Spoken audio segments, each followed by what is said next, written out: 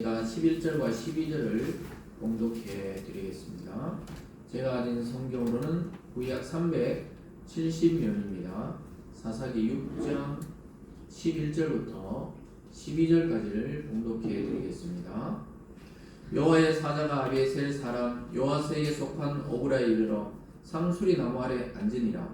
마침 요아스의 아들 기드온이 미디안 사람에게 알리지 아니하려 하여 밀을 포도주 틀에 타작하더니 여호와의 사자가 기드온에게 나타나 이르되 큰 용사여 여호와께서 너와 함께 계시도다 하매 아멘. 기도하겠습니다. 사랑의 하나님 아버지 감사드립니다. 오늘도 귀하고 복된 주일을 주시고 또 7월 마지막 주일까지 우리의 삶과 건강과 믿음과 하나님을 향한 소망을 잃어버리지 않도록 인도하여 주심에 감사드립니다. 하나님 오늘도 말씀을 통해 우리에게 하시는 하나님의 음성을 듣게 도와주시고 우리가 고민하고 갈등하는 모든 문제들이 말씀 안에 해결되며 영육 간의 강건으로 채워지는 놀라운 은혜의 시간이 되어질 수 있도록 축복하여 주시옵소서. 감사드리며 예수님 이름으로 기도드리옵나이다. 아멘. 오늘 말씀을 중심으로 큰 용사여라는 제목으로 말씀을 증가하겠습니다. 원래 6장 전체를 한꺼번에 봐야 되는데 사실 지난 시간에 앞부분은 이스라엘이 또 죄를 범했다 이렇게 되어 있습니다. 그래서 우리 지난 시간에 왜 죄가 반복되는가 이 이야기를 듣고도 아마 일주일 동안 여러분 살아가면서 또 하나님 앞에 또는 자기 양심 앞에 또 끓이기는 일이 있었을 수도 있습니다. 그래서 이 주일날이 꼭 필요한 이유가 말씀과 성령을 통해 우리가 다시 길을 찾고 또 어디가 잘못됐으며 또 어떻게 교정해야 되는지 말씀을 통해 성령을 통해 배우는 시간입니다. 그래서 우리가 병이 없더라도 왜 건강검진을 합니까? 미리미리 건강검진을 통해 우리의 상황이 또 우리 몸의 상태가 어떤지 점검하듯이 하나님 말씀을 듣고 출발하는 것이죠. 그래서 우리 기독교의 주일은 제일 앞에 와 있습니다. 보통 달력은 일요일이 마지막에 되어 있지만은 우리는 첫날이에요. 부활의 첫날, 시작하는 날. 이날 말씀을 듣고 힘을 내고 또 한 주간을 살아가야 합니다. 그래서 이 무더위 가운데 여러분 건강과 또 마음의 소망과 기쁨이 무너지지 아니하고 충만하시기를 주님의 이름으로 축원합니다. 이번 주에 여러 가지 이렇게 제가 이 설교를 준비하다 보면 이제 뉴스들도 보게 되고 이러잖아요. 참 어떻게 보면 좀 충격적이고 평상시에 일어나지 않는 일이 아버지가 자식에게 총을 쐈다. 이게 뉴스가 좀 쇼킹한 뉴스니까 계속 반복적으로 또 상세하게 뉴스가 나오는데 저는 상세하게 나오는 건 별로 좋지는 않다고 이런 생각을 좀 해보게 되었습니다. 어쨌든 이 아버지가 60대 초반이신데 그 아들하고 또 전 부인이죠. 사실 이혼 상태였으니까 무슨 일이 있는지 몰라도 그 며느리와 손자와 또 그 가정교사가 있는 데서 그 아들을 왜 그랬을까? 또 중간에 자신의 생일 파티를 하다가 중간에 마트로 간다. 그래가지고 아버지 왜 안 올라오세요? 이렇게 아들이 전화까지 했다 그랬는데 그 아버지 총알을 맞고 죽어가면서 아들은 과연 뭔 생각을 했을까? 참 생각이 우리 사회가 어디까지 가고 있는가 이런 생각들을 좀 하게 되었어요. 그래서 그런 걸 보면서 그런데 좀 자세히 안 나오면 좋겠는데 자세히 나오니까 저도 읽어보게 되었지만 이분이 한 20몇 년 전에부터 직업도 없고 40대부터 그랬죠. 직업도 없고 또 부인하고 갈등이 있어서 사실 자녀들에게 이야기 안 했지만 사실은 이혼회가 있었고 그러면서도 부인이 사준 70평짜리 아파트에 거기에서 살고 있고 또 부인과 아들인지 하여튼 월 얼마씩 또 월급처럼 드리기도 하고 제가 볼 때는 최선을 다했는 것 같은데 이게 무엇인가 이 사고의 이 혼돈이 일어나면서 이 사실은 성경을 보면 대부분 알 수 있는데 사람들은 자꾸 심리적으로 의학적으로 풀어가는데 그렇게 충동을 일으키고 망상을 일으키는 것은 주로 이 사탄과 이 귀신들의 영역입니다. 그래서 순간 물론 이제 분노는 쌓여 왔을지 몰라도 실행을 하기는 굉장히 어려운 일이거든요. 왜 이렇게 제가 이야기하느냐면은 그분뿐만 아니고 제가 이 설교를 준비하면서 이번 주에 그래서 그 관련된 쭉 자료들을 보면서 어떤 다큐멘터리를 쭉 보게 되었습니다. 보게 됐는데 거기 보니까 집 안에만 있는 사람이 굉장히 많더라고요. 그 집 안에만 있다는 게 집안을 돌아다니는 것도 아니에요. 자기 방에만 딱 들어가서 20년, 10년, 15년. 그럼 어떻게 생각하냐? 가족들이 다 출근하고 나면 이제 나와서 밥을 챙겨 먹고 화장실도 가고 뭐 필요한 거 있으면은 덮어 쓰고 나가서 좀 사와서 자기 방에만. 그게 사실 일본에 벌써 30-40년 전에 문제가 됐던 그 일이거든요. 근데 우리나라 저도 놀랄 정도로 그게 젊은이들만이 아니고 50대, 60대도 자기가 그렇게까지 나이 들 때까지 그렇게 소극적으로 혼자 있을 줄 몰랐다는 거예요. 그래서 나중에는 뭐 가족들 부모님 돌아가시니까 혼자 가만히 그렇게 있는 거예요. 그래서 그 인터뷰하는 이제 기자들이나 이런 분들이 또 이제 살살 인도해가지고 그 병원에 모셔가 이렇게 상담을 받으니까 정상이에요. 특별한 어떤 그런 이상이 있는 게 아니라는 거예요. 이 사람들이 전부 이상하거나 교육을 못 받았거나 이런 게 아니고 사회생활하면서 어떤 시점에 어떤 사건이 딱 있었는데 그때 마음을 다치면서 자기가 좀 위축되면서 집안에 있기 시작했는데 자기도 몰랐대요. 자기도 20년이나 지난 줄 몰랐다는 거예요. 자기가 20대에 시작되는 게 지금 40대가 되는 줄 자기는 몰랐다고 이야기하면서 그런 이야기를 하는 것을 봤습니다.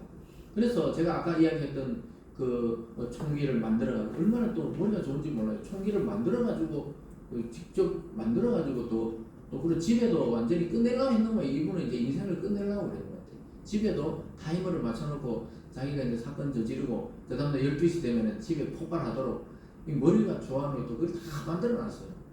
진짜 경찰들이 가보니까 막 신나하고 막 이렇게 좀 조잡하지만 시간이 되면 불이 붙게 돼 있더라는 거예요. 자기 집도 다 태워버리고 그냥 자기도 막 저 아들만이 아니고 며느리고 뭐 싹 다 죽이고 그냥 자기도 죽고 막 이런 극단적인 생각을 했던 것 같아요. 나중에 이렇게 조사를 해보니까. 근데 그분이 그런 생각을 쌓아온 지가 20년이에요. 그게 참 그때 만약에 중간에 누가 복음을 전해가 예수님 만났다면은 이렇게까지는 안 됐을 건데 저 혼자 이제 목회자니까 그런 생각을 해보게 되었습니다. 그 사람들이 처음부터 그런 사람이 아니었다는 것이 중요합니다. 오늘 본문의 이스라엘이 이렇게까지 이렇게 미디안의 압제를 받고 이렇게 하나님의 징계를 받을 때까지 그 기간이 오랜 시간 걸렸다는 거예요. 처음부터 하나님이 막 징계를 하고 이렇게 미디안을 통해서 다 수탈해갈 수 있도록 하고 이렇게 허용하신 것이 아니란 겁니다. 근데 하나님이 놀랍게도 그런 와중에 지난 시간에 보니까 누구를 보냈느냐? 이름 없는 선지자를 보내가지고 이스라엘 백성을 책망하는 모습이 나와요. 하나님 말씀이 딱 들리면 치료가 시작되는 줄 믿으시길 바랍니다. 어떤 사회도 어떤 가정도 또 어떤 사람도 하나님의 말씀이 들리기 시작할 때부터 치유가 시작이 돼요. 그러니까 이 사람들 지금 무슨 문제인지 모르고 이스라엘 백성들은 그냥 무서우니까 미디안이 만나기만 하면 죽이고 또 곡식을 수확해 놓으면 다 빼앗아가고 이러니까 겁이 나서 산에 동굴을 파고 자기들끼리 살고 있었어요. 그런데 하나님은 그게 문제가 아니다. 너희들이 왜 출애굽할 때 또 광야에서 그 기적을 경험했던 하나님을 멀리하고 너희들 그 두려워할 필요도 없는 왜 가나안의 우상을 숭배했느냐, 이것이 핵심적인 문제였다고 지적하고 나서 오늘 한 사람을 또 찾아가십니다. 하나님의 말씀을 전체적으로 전하고 나서 하나님이 한 사람을 찾아가는데 제가 앞에서 이야기했듯이 20년 동안 방 안에만 있었던 사람처럼 굉장히 소극적이고 소심하고 힘도 없는 기드온이라는 청년을 오늘 하나님의 사자, 천사가 사람 모습으로 하고 찾아가요. 그래서 하는 말이 뭡니까? 큰 용사요, 이렇게 말을 한 거예요. 기드온이 자기가 들어도 이건 말이 안 된다는 거예요. 자기는 소극적이고 소심하고 사회에서도 있잖아요, 이렇게, 그리고 집에서도 그렇고 제일 막내가 완전히 힘없고 혼자 조용히 그냥 지내던데 어느 날 천사가 와서 네가 이스라엘 민족을 구할 큰 용사다, 이런 말을 하니까 처음에 기드온이 안 받아들여요. 하나님의 말씀인 줄 알지만 자기 자신을 볼 때 도저히 이 감당을 할 수가 없는 거예요. 그래서 기드온은 오늘날로 말하면 운둔형 외톨이 그런 청년이었습니다. 아주 내성적이고 아주 소극적이고 남들 눈에 띄기를 싫어하던 그런 청년이었어요. 근데 하나님은 그런 자를 들어서 이 강력한 적 미디안을 물리치게 하고 이스라엘의 구원자로 세우십니다. 왜 그랬을까요? 이 당시에도 훌륭한 이스라엘 장수들이 많았는데 왜 그 소심하고 아주 사회성도 떨어지고 그리고 소극적인 이 기도원을 찾아와서 하나님이 큰 용사다 이렇게 하면서 계속 설득해가 결국은 기도원이 나중에 300명 데려가서 미디안을 막 쑥대밭을 만들고 이스라엘을 구원하고 오랜 시간 동안 이스라엘의 평화를 가져오는 인물로 등장하게 됩니다. 자기 가족도 자기 스스로도 생각지 못한 일이 일어났어요. 하나님은 왜 그렇게 하셨을까? 그 훌륭한 이스라엘의 장수를 사용하지 않고 이 힘없고 소극적이고 전쟁을 해본 적도 없는 이 청년에게 다가가서 하나님이 너가 이스라엘을 구원해야 된다. 왜 그랬을까요? 오늘 본문을 보면 알겠지만 기드온이 하나님의 말씀을 믿었다. 자세히 보면 믿긴 믿었는데 왜 지금은 이런 일이 일어나지 않느냐는 거예요. 왜 모세 때는 홍해가 갈라지고 왜 10가지 재앙이 내리고 또 요단강이 갈라지고 이랬는데 왜 지금은 일어나지 않느냐고. 하나님이 우리를 버리셨다고 막 이렇게 막 따져요 나중에. 그런데 그 말은 뭐냐, 하나님의 성경 이 말씀 믿고 싶었는데 왜 지금은 안 이루어지냐고 자꾸 이야기하는 모습에서 이 기드온이 하나님의 말씀은 사랑했다는 것을 알게 돼요. 그래서 여러분 위기의 시대에는 이 훌륭한 용사들, 힘 있는 자들이 아니라 하나님이 전혀 예상치 못한 자를 들어서 이스라엘을 구원해야 이게 정말 하나님이 하셨다는 사실을 깨닫도록 하기 위해서 가장 힘이 없어 보이는 오늘 한 청년을 찾아가서 이스라엘 민족 전체를 새롭게 하고 구원합니다.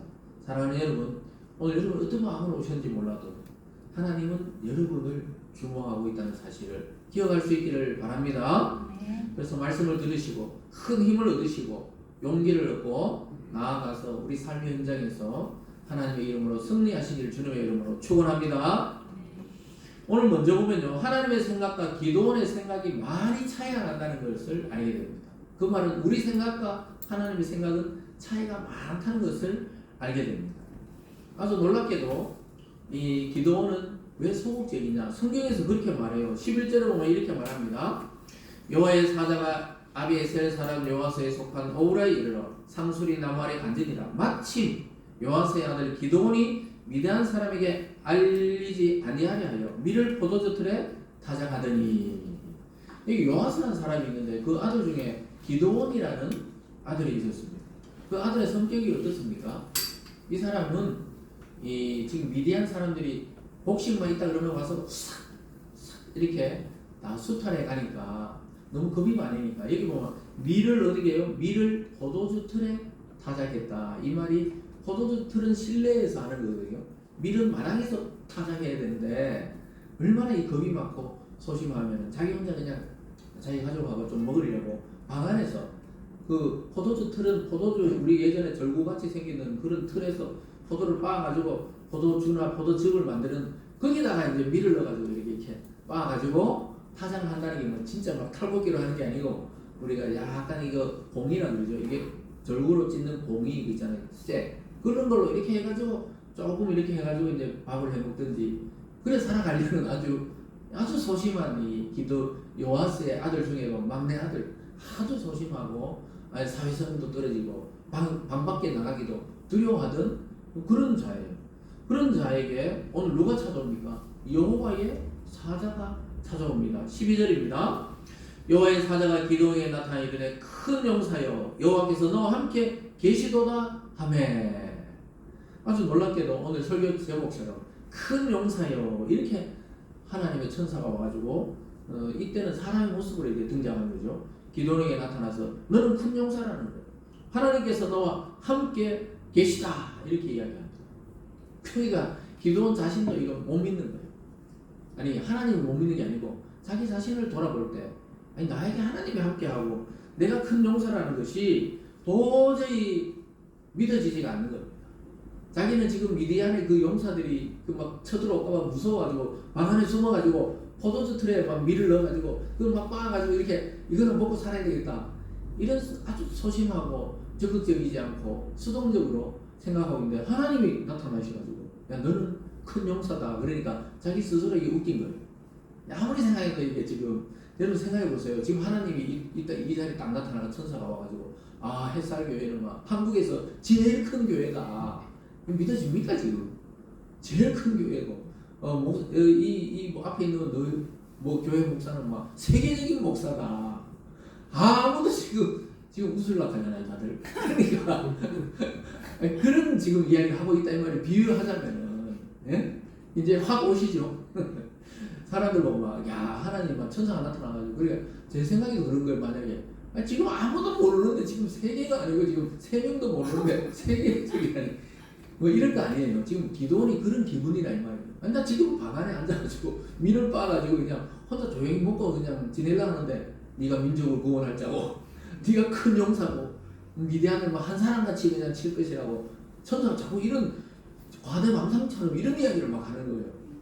그러니까 지금 우리 보고 그런 거잖아요. 야 지금 햇살교회는 세계 선교를 책임져야 되고 아프리카를 살리고 남아메리카를 살리고 예? 저 우간다를 살리고 막 케냐를 살리고 동남아를 살려야 될 교회입니다. 천사가 와서 만약에 이렇게 이야기했다. 그럼 여러분 어떻게 하겠어요? 지금 내 살기도 힘든데 지금 기도원의 기분이 그렇다는 거예요. 제가 뭐라 그랬어요? 아까 1번 주제가 하나님의 생각과 우리 생각의 차이가 이렇게 갭이 이렇게 난다는 거예요.